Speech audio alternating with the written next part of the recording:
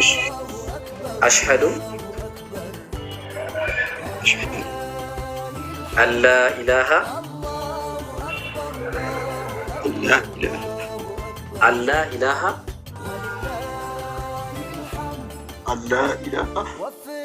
ኢለላህ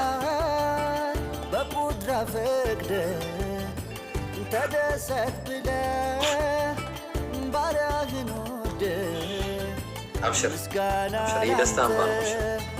ኢለላህ ወአሽሀዱ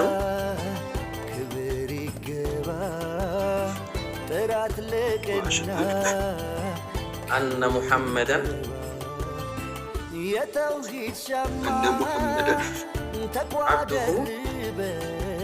አብዱሁ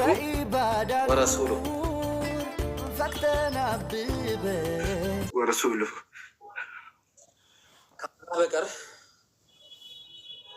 ከአላህ በቀር በእውነት የሚመለክ አምላክ እንደሌለ በልቤ አምኜ በአፌ መሰክራለሁ። ነቢዩ ሙሐመድም የአላህ መልእክተኛና ባሪያው መሆናቸውን በልቤ አምኜ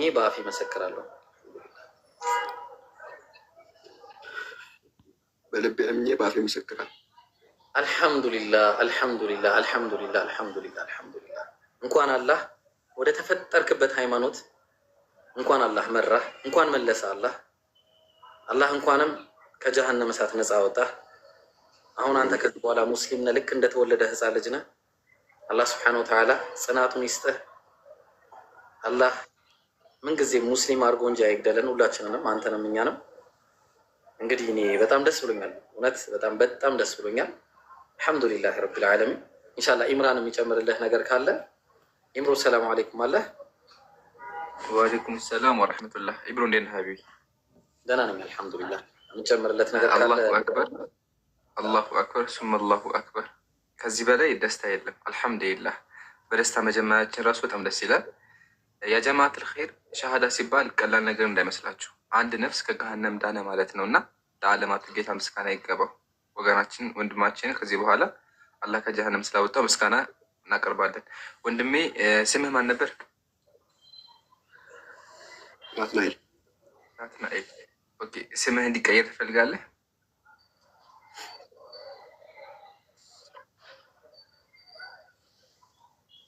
ቦታለኝ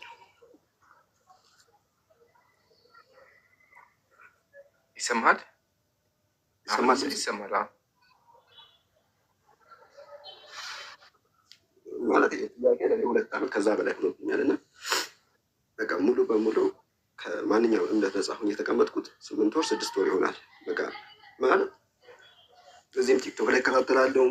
አንዳንድም ጓደኞቼም አሉ የሆነ በቃ አንብብ ምናምን ይሉኛል እና እኔ በነገራችን ላይ ነገሮችን በመነጋገር እና በተለይ ደግሞ በማንበብ ላይ በጣም አምናለሁ እና አንድ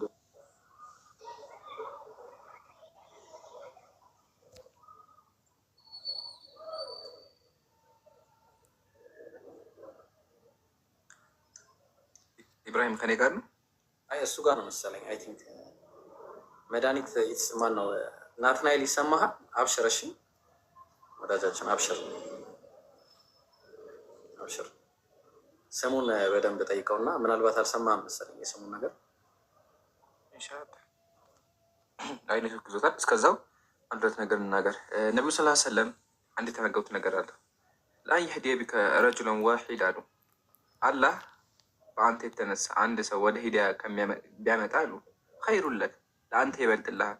ሚን ሑሙሪ ነዓም ከቀያይ ግመሎች የበለጠ ለአንተ ይበልጥልሃል። ቀያይ ግመሎች በድሮ ጊዜ የአረቦች በቃ ምርጥ ሀብታም የሚጠሩበት ነገር ነው። በቃ አሁን ምሳሌ ኤርፕሌን እንደሚባለው ቤት እንደሚባለው ቀይ ግመል ውድ ነገር ነው እና በቃ ውድ ከሚባለው ነገር አንድ ሰው ሻሃዳ ቢይዝ ይበልጥ እና አልሐምዱሊላህ ከዓለማቱ ጌታ ምስጋና ይገባው።